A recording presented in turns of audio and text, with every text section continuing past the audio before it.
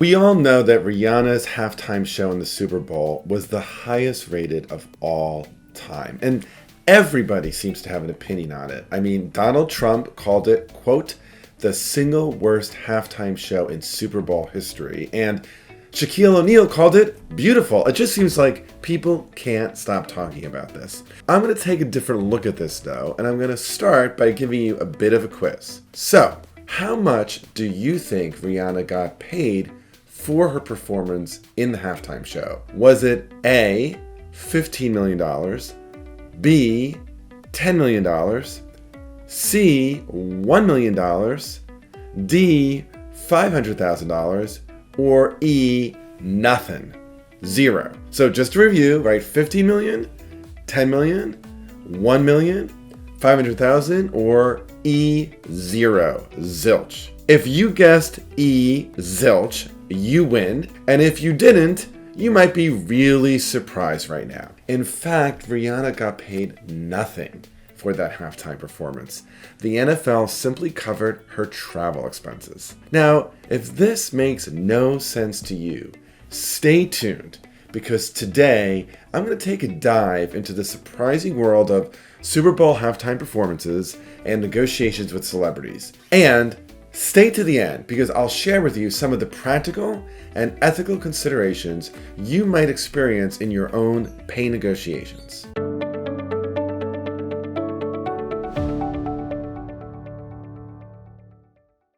I'm Bob Bordone. I'm a senior fellow at Harvard Law School and the founder of the Cambridge Negotiation Institute. Let's go. So, if you think it's a bit weird that Rihanna got paid $0 for her Super Bowl appearance, you are not alone. And it's not because she or her agent are crummy negotiators. In fact, the NFL never pays celebrities, either for the halftime show or frankly any of the other Super Bowl performances like singing the national anthem or God Bless America. A few years ago, Dr. Dre and Weeknd actually spent $7 million of their own money when they headlined the show to make sure it was up to their standards. So this might feel really perplexing. Dr. Dre, Weeknd, Rihanna, Beyonce, Madonna, Eminem, these are like the prime stars. They are performing on a global stage. They're getting paid nothing. So here's why the enormously super rich NFL that is racking in millions and millions of dollars from the Super Bowl pays celebrities nothing for their performance. And it's because the celebrity actually ends up getting a huge uptick in album sales, in concert sales, in sales of their swag, in endorsements, in hits on their social media platforms, and that hit is considered their pay. So let me give you a few examples. So when Shakira and Jennifer Lopez headlined the Super Bowl halftime show in 2020, they saw a 267% and 187% gain in their streaming the week following their performance. Let me give you an example. The Weeknd, who was already a streaming force with 82 million streams the week before his performance, actually saw a 65% jump to 136 million streams the week after his 2021 Super Bowl show. Another example from 2022, the 5 headliners each saw big gains. Snoop Dogg, Mary J. Blige, Dr. Dre, their streams more than doubled. Eminem's received a comparatively small 39% boost, but he actually had the most hits overall with 97 million in the week after the Super Bowl. So the reality here is that the exchange is the exposure you are getting is going to bring you so much more attention and so much more money that it is worth you doing this for free. I suspect for most of you, you're like, yeah, okay, that totally makes sense. I mean, I don't know anyone who's feeling sorry for Rihanna because she doesn't have much money or somehow are thinking the NFL used her here. In fact, she had this enormous platform. Also, she used it very strategically because she, several years ago, said no to headlining the halftime show to stand in solidarity with Colin Kaepernick. And so saying yes here was a way of saying you're making progress, NFL, and you still have a way to go. So this is a huge platform for any kind of star, for their message, for their product, for their brand. The problem from a negotiation perspective is that this attitude actually prevails in all sorts of situations where the person on the receiving end of the quote benefit isn't quite so rich or famous or sophisticated or in the know as a Rihanna or a Mary J. Blige or a Madonna or Lady Gaga.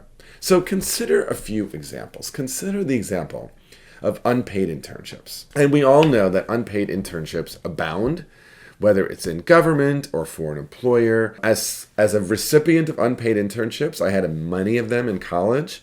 They were hugely helpful in my professional career in terms of getting mentors, in terms of getting experience, in terms of getting connections. And I had a lot of benefits from them, for sure. And that is part of the argument for an unpaid internship. So in fact, unpaid internships raise many ethical concerns. Because while I was fortunate enough to be able to get some grants from my undergraduate college to fund unpaid internships, most people aren't so lucky as me. They don't have that choice. And instead of taking the unpaid internship, they're taking a paid position that might not give them that opportunity to get mentored, that opportunity to get experience, to get a sense of whether they want to pursue a career or not. And so there's a way in which the organization might, or the company, or the government might actually be taking advantage of these unpaid interns. Let's take another example. College athletes. Up until the Supreme Court case in 2022 that ruled that the NCAA could not forbid college athletes from getting paid for, let's say, endorsing something or putting their name on a Coca-Cola can or a sneaker, the NCAA actually said that these people couldn't get paid. So while the NCAA was making millions of dollars off of these college athletes who were performing for free, they were not allowed to make any money. Now, in 2022, the Supreme Court unanimously said that that was not permissible. Let's take a third example. It comes up for me all sorts of times when someone will say to me, oh, can you give a training for this or a short talk for this? We'd be so grateful. And they want me to do it for free. And they're thinking, and they'll sometimes say, oh, there's going to be a lot of people in the audience who might hire you. Or, oh, it's going to be streamed to many people who will see it. I'm no Rihanna, right? But the idea is I'm going to get exposure that's going to get me business, and therefore I should do it for free. And so I think most of us have had these experiences.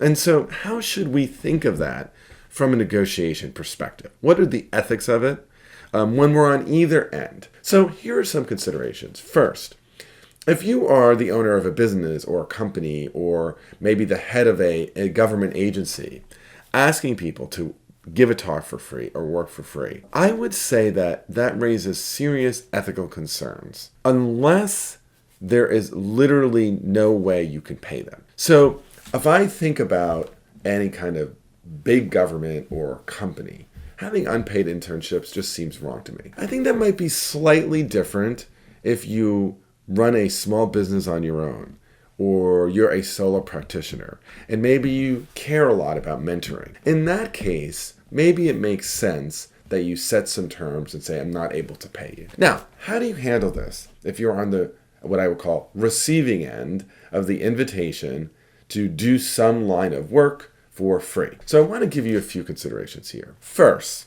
ask yourself, is this organization one that truly doesn't have the funding to bring in someone like me and pay them a decent salary? So this is a question that I always ask. I care a lot about doing pro bono work. And by pro bono, I mean doing work where I'm not getting paid. But there are many times when I am asked to do something, and it is clear that the organization actually could pay me. They've just decided they're not going to. So let me give you an example. I was recently asked to give a talk for a department in a very big healthcare facility. And the people who asked me to give the talk were extremely kind, and it would be a really nice opportunity. And when I asked about pay, I was told, I'm just really sorry, we just don't have that in our budget. The don't have that in their budget excuse is one that comes up a lot, and frankly, it was true. This person who was asking me just did not have that in her budget. On the other hand, this was a multi-billion-dollar institution. And so what I said to her is, listen, I appreciate that this is not in your budget. At the same time, this is a really big organization, and they have to think about what is important to them and what isn't. So I would be happy to give you a few tips so that you can go back and negotiate for a budget for this event. But what I don't feel prepared to do is to do this for free. To my great delight and surprise, this person took me up on it, actually got some money, and I actually gave the talk. So the second question I ask here is, if I say yes to giving the talk, doing the work, providing the service for free, am I perpetuating a bad precedent? In other words, am I teaching this person who's asking me, or this organization that's asking me to do this, that, oh, this is a good strategy? And if the answer to that is yes, I'm typically inclined to say no. But if there are some ways that I could put some parameters or conditions on it, and also raise the exact issue I'm raising in this video, I may decide to say yes. A third question you should think about is, if I'm not going to get paid, are there some other things that I can negotiate here? For example, if you're saying yes for a nonprofit that maybe has a fundraising event, they'll let you be one of the sponsors at a dinner. Or maybe they'll let you sell your book or advertise your service as part of the service you're providing. Or maybe you can simply negotiate a future line of work. So by saying, I'd be prepared to do this if in the next year you'd be willing to do A, B, and C for me, or recommend me for A, B, and C. So the question, right, you always want to be thinking is, if I'm going to do this for less than market rate, is there something that I can negotiate of value here? The last question you want to ask is, what is my BATNA? So let me remind you what a BATNA is. In negotiation, we call our BATNA our best alternative to a negotiated agreement. And as a matter of principle, we should never agree to something unless what's being offered us is better than what we would get away from the negotiation table. And so there are times when I may be asked to do something for a below market rate or for free. And what I then think about are, what are my interests? What might I get out of this? And are there other ways that, short of saying yes, that I might be able to meet those interests better? And if the answer to that is yes, I'd probably say no to that invitation to do work below market rate. On the other hand, there are times when I might say, given the full set of my short and long-term interests, even though this is not paying me or not paying me at market, I'm going to say yes to this because I think the balance of the equities is in favor of it. So for example, if I'm asked to be the headliner at the 2024 Halftime Show at the Superbowl, I'm going to say yes. I'm going to say yes because there's nothing that I can do outside of saying yes to them that would meet my interests as well as saying yes to them. Let's consolidate our lessons. First, if you are asking someone to do something for free or below market, think about the ethical implications. Think about the fact that many people can't say yes to that, and so what you're privileging is people who already have means and money and a set of privilege. So if you can pay them, if you can offer them market rate, you should do it. Second, if you're deciding whether you should work for free, ask yourself these three questions. First, can this organization actually afford to pay, or have they simply decided this is not a priority for them? Second, are there ways that I can negotiate some additional value if they're not paying me? And third, is my BATNA, my best alternative to a negotiated agreement, better, or is saying yes the right way to go? So if you want to keep on learning how to negotiate when the other side wants to lowball you by using their power, keep watching this next video, which is, how do I negotiate when the other side has more power? So now I'm going to ask you to do something for free for me. If you like this video, please hit like, subscribe to my channel, and ring the bell so that you'll always be notified when I drop new content. Thanks for watching, and let's keep on negotiating. Okay, you could keep watching for free, so do it. Click, click, click.